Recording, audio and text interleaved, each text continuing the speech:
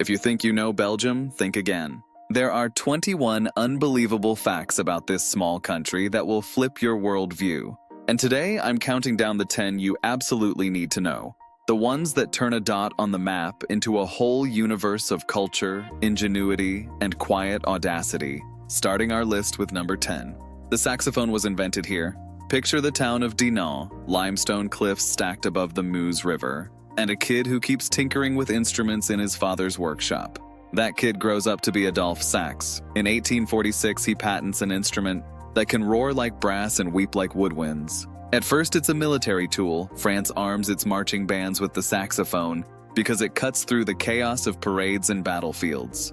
But then the sound slips into smoky American clubs and reinvents itself in jazz. Think Charlie Parker slicing through bebop, John Coltrane searching for the infinite, Fela Kuti bending it into Afrobeat, Springsteen's E Street Band blasting stadium souls. Dinant today celebrates with giant sax statues lining the bridge, and there's a sax museum where you can hear the idea that changed music echo through time. Why it matters is simple.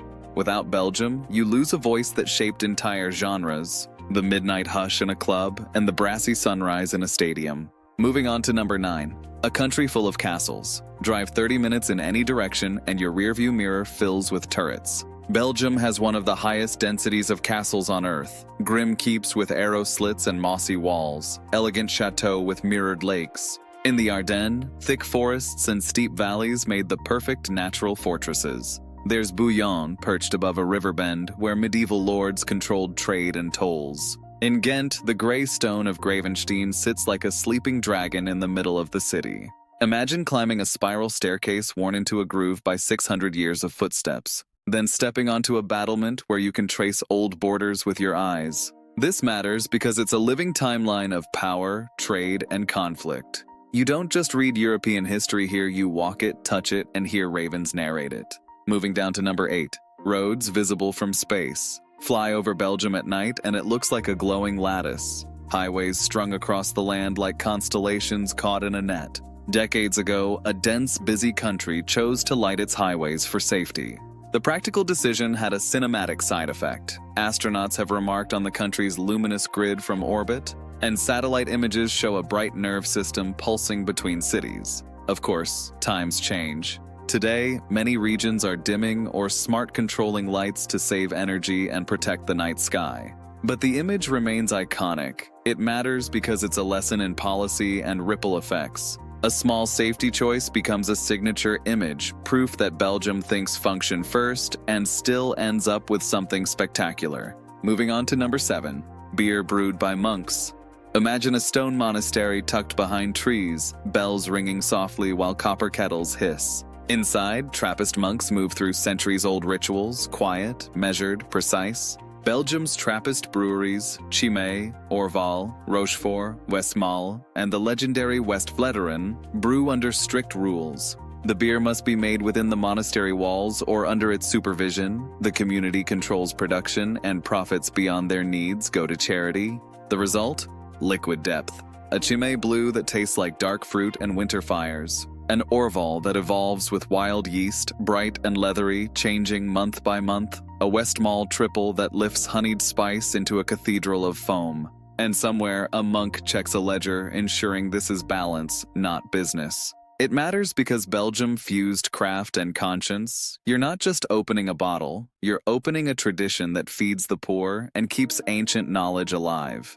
And now for number 6. The true home of fries. Forget the name. Fries here are a way of life. Folklore from the Meuse Valley says villagers fried potatoes when winter froze the rivers and fish were off the menu. Whether you buy the origin story or not, you can't deny the devotion. A proper Belgian fry is double cooked, first at a lower temperature to tenderize the inside, then again hot, often in beef tallow, to blister the outside into a perfect crunch. You order at a friture, a simple stand with a long queue, paper cones stacked like little hats, and a chalkboard of sauces that read like poetry. Andalus, samurai, pickles, curry ketchup, and the king, mayonnaise dolloped generously.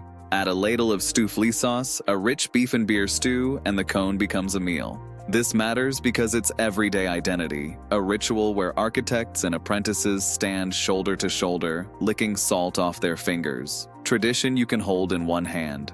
Here comes number 5, a sweet one. The chocolate capital in the Praline.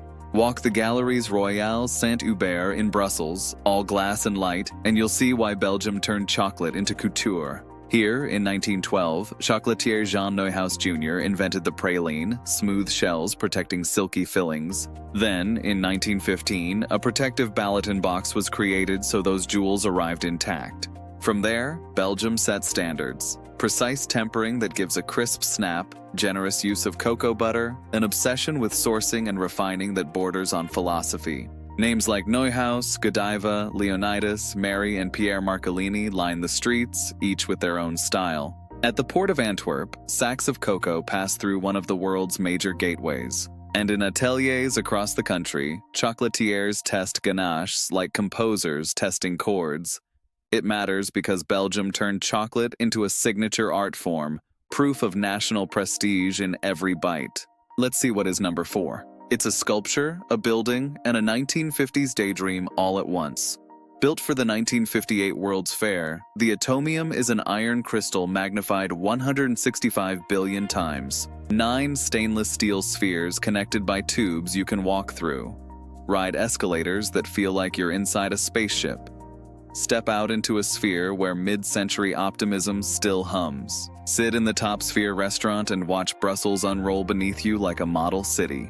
Meant to be temporary, it was loved into permanence, renovated and reborn with a mirrored skin that reflects clouds drifting over a post-war vision of the future. It matters because it is Belgium distilled into one frame, bold enough to try, quirky enough to keep, futuristic and sentimental in the same breath. Let's move on to number 3, Brussels, the unofficial capital of Europe. There's a crossroads in the city called Schuman, where acronyms rule the day. The European Commission's Berlaymont building spreads its wings. The Council's Europa lantern glows with recycled wood and glass, and the Parliament hums a few blocks away. Between them, thousands of diplomats, policy experts, and lobbyists negotiate everything from how bananas are labeled to how carbon is priced. On lunch break, they line up for Stoemp and stew at a corner cafe where the owner knows everyone's order. Walk a few blocks and you'll hear French, Dutch, English, Spanish, Polish, Arabic, sometimes all in the same park. NATO has its own headquarters out by the ring road. Treaties get drafted while cyclists weave past.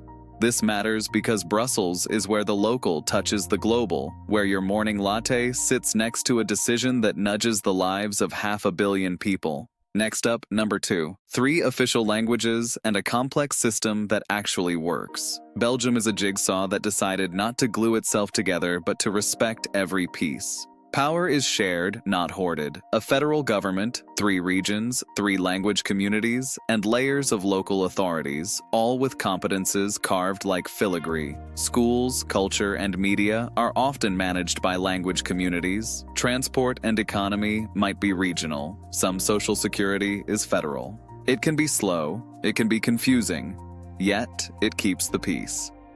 A TV show airs in Dutch on VRT. Its French counterpart on RTBF. Road signs switch languages as you cross invisible lines. In facility towns around Brussels, you can get documents in your mother tongue. It matters because Belgium proves diversity can be managed with rules, respect, and relentless compromise, the famous compromise à la Belge that trades victory laps for coexistence. And finally, number 1, a nation that functioned without a government. After the 2010 election, parties negotiated for 541 days without forming a full federal government. The headlines sounded apocalyptic, but on the ground, trains ran. When the coalition finally formed under Elio Di Rupo, the country had proved something rare. Institutions and local autonomy can be strong enough to outlast the political storm. This is the mic drop. In a world where deadlock often equals meltdown, Belgium quietly did the impossible and kept moving. Hospitals healed, schools taught. Here's the takeaway. Belgium looks small on a map, but it punches like a giant. It gave the world the saxophone's voice, beer with a mission, chocolate elevated to haute couture, and fries turned into folklore. A caretaker cabinet kept the lights on while local and regional governments did their jobs. People went to concerts, watched football, stood in friture lines debating politics without letting it swallow them. It builds sci-fi monuments, lights its nights like constellations, hosts the nerve center of Europe, and braids multiple identities into a working whole, even when there's no full government at the wheel. If this changed how you see Belgium, hit like, subscribe for more wild countdowns, and tell me which fact blew your mind the most. And if you've tasted a West-Vleteren or stood under the Atomium's gleam at sunset, I want to hear your story.